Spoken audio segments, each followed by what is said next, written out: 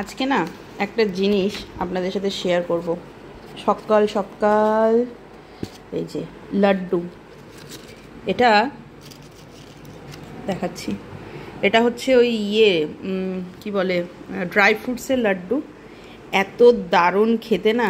আজকে সকালবেলা পুজো দিলাম, দিয়ে এই একটা বেঁচে আছে অবশিষ্ট, এটাকে ভাবছি আমি খাবো।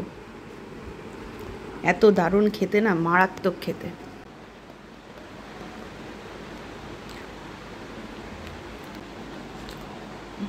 ড্রাই ফ্রুটস তো ঠিকই আছে, কিন্তু সবচাইতে বেশি কোনটা ভালো লাগে জানেন?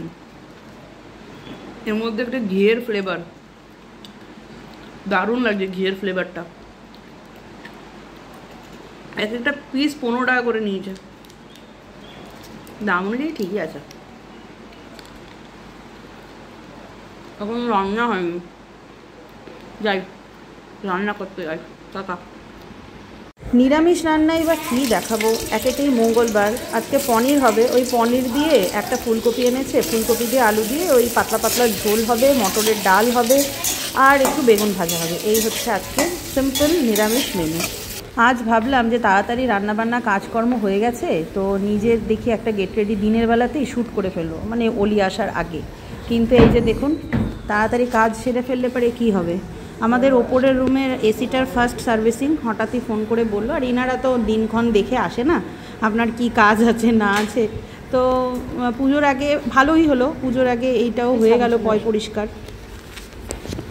Good evening everyone. তো অলি রানীকে পড়তে দিলাম, অলি রানীকে পড়তে দিয়ে আমি যাচ্ছি হচ্ছে একটু জয়শ্রীদির বাড়িতে। জয়শ্রীদির বাড়িতে যাব কিছু জুয়েলারি নিয়ে আসার জন্য, গেট রেডি শ্যুট করবো। এবার আমার জুয়েলারি তো প্রত্যেক বছরই মোটামুটি আমি সেরকম দেখাই, আর গোটা বছর যা পড়ি সবটাই মানে ভিডিও করা বলুন বা হয়ে গেছে। আর আমি যে শাড়িগুলো এই বছর ক্যারি করব সেইগুলোর সাথে না সেই রকম মনের মতন জুয়েলারি পাচ্ছি না, আমার কাছে নেই স্টকে। তো ওই জন্যই ভাবলাম যে জয়শ্রীর কাছে যাই, কিছু জুয়েলারি নিয়ে আসি। আর বাজারে ছোট দুটো, একদম ছোটোই ভিডিও সংক্রান্তই দুটো কাজ আছে, সেইগুলোও সারবো। সেরে অলিকে নিয়ে একবারে বাড়ি চলে আসবো। কালকে আবার অলির হচ্ছে সায়েন্স এক্সাম, প্রচণ্ড চাপ। হ্যাঁ, তো আচ্ছা আমি তোমাকে একটু পরে 5-10 মিনিট পরে করছি, এটাতে করে দেখি কি প্রবলেম। রিচার্জ কি শেষ হয়ে গেল? 1 মাস হয়ে গেছে। আচ্ছা আচ্ছা, ঠিক আছে, দেখছি, দাঁড়ান দেখছি। আমার নিজের তো জুয়েলারি শ্যুটের জন্য নেওয়া হয়ে গেছে। আর এই যে দেখুন মা দুর্গার জুয়েলারি, মানে পেন্ডেন্ট আর লকেট, কি সুন্দর না! এইগুলো না অষ্টমীর দিন সকালবেলাতে পরলে কিন্তু বেশ ভালোই লাগবে, একদম হালকা সাজ। সকালবেলাতে তো আর ভূতের মতন সাজা যায় না, তবে এই বছর আমার ইচ্ছা আছে নিজের, মানে যেটা একদম রিয়েল অষ্টমীর লুক হবে সেটা একটু অন্যরকম সাজার। দেখা যাক সময় সুযোগ করে সব কিছু পারা যায় কিনা।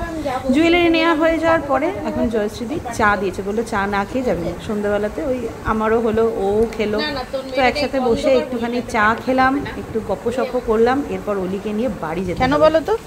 মুখের সামনে লাইটটা আছে, এখানে রেডি হতে খুব সুবিধা হয়। এই লাইটটার জন্য। হ্যাঁ, পিছন থেকে চুল বাঁধলেও চুলটা দেখা যায়, সব কিছু দেখা যায়। আজকে জয়শ্রী সামনে আসবে না, জয়শ্রী এখন খুব বাজে কন্ডিশনে আছে। দাও পোটলা দাও। এই যে নিয়েছি পোটলা। আমি এখন চললাম, টাটা, বাড়ি গিয়ে কথা হচ্ছে। বাড়িতে এসে অলি রানীকে একটু দুধ দিলাম, ও দুধটা খেতে থাকছে। ওই ফাঁকে আমি রাতের খাবারটা বানিয়ে নিলাম, কারণ ওকে পড়তে বসালে মিস্টার দাসের আবার আজকে নাইট আছে, ওই 9:30 পৌনে 10টা অবধি তো পড়াতেই হবে, কারণ সেই 7:30 বেজে গেছে ঘরে আসতে আসতে। তো ওকে পড়াতে পড়াতে আমার 9:30টার সময় তো আর খাবার করা যাবে না। তো ওই জন্যই আজকে ওই আলু দিয়ে কুমড়ো দিয়ে একটা তরকারি মতন করছি। আর এই দিকে হবে আজকে হচ্ছে পরোটাটা না অনেক দিন পরেই আজকে খাওয়া হলো। আর ওই অল্প তেলে একদম চেপে চেপে ভেজেছি বেশ সময় দিয়ে। পরোটাগুলো কিন্তু বেশ ক্রিস্পি হয়েছিল। তবে রাত্রে যখন খেতে গেছি তখন আরেকবার গরম করেছিলাম, কিন্তু এই টাটকা টাটকা ভাজা আর ওই সময় মানে গরম করে খাওয়া, দুটোর মধ্যে তো তফাৎ আছে। কিন্তু কি করা যাবে বলুন, ওই মেয়ের পরীক্ষা, সব দিক তো আর একসাথে হয় না, ওই জন্য কখনো কখনো কম্প্রোমাইজ করতে হয়। আমার না সত্যি মনের মধ্যে না প্রচণ্ড মানে একটা জিনিস জানতে ইচ্ছে করে আপনাদের কাছে। আচ্ছা, এই যে এখনকার বর্তমান বাচ্চাদের পড়াশোনার কথা বলছি, পড়াশোনাটা অ্যাকচুয়ালি করেটা কি? মানে পরীক্ষাটা অ্যাকচুয়ালি কার, মায়েদের নাকি বাচ্চাদের? আমার মেয়ের মধ্যে সত্যি বলছি, আমার মেয়ে, শুধু আমার মেয়ের বলে নয়, আমি আমার সার্কেলের মধ্যে যাদেরকে আমি চিনি আমার মেয়ের বয়সী সবাইকেই মোটামুটি দেখি মেয়ে মানে বাচ্চারা যতটা টেনশন করে তার থেকে ডবল টেনশন বাচ্চার মায়েরা করে। কি লিখবে, কি করবে, পরীক্ষা দিতে গিয়েও আমার মাথায় সত্যি আমি মাথার মধ্যে ঘোরাতে থাকি যে ও ঠিক করে লিখছে তো, ও আবার বাইরের দিকে তাকিয়ে নেই তো, ম্যাম ওকে স্পেশাল গাইড দিচ্ছে তো, মানে এই সব নিয়ে দুনিয়ার চিন্তা।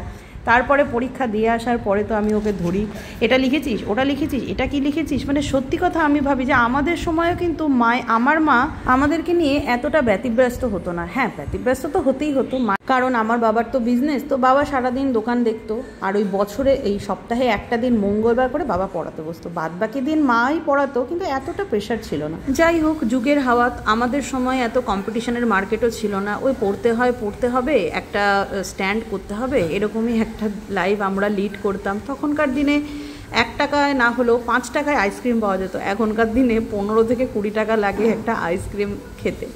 তো এই হচ্ছে ব্যাপার। তো চলুন আপাতত রাতের ডিনার করি, মিস্টার দাসকেও খেতে দিই। আজকের জন্য ব্লগটা এই অবধি রাখছি, দেখা হবে কালকের একটা ব্লগে। তো ততক্ষণের জন্য সবাই ভালো থাকবেন, সুস্থ থাকবেন, সবাইকে ভালো রাখবেন। Good night, tata.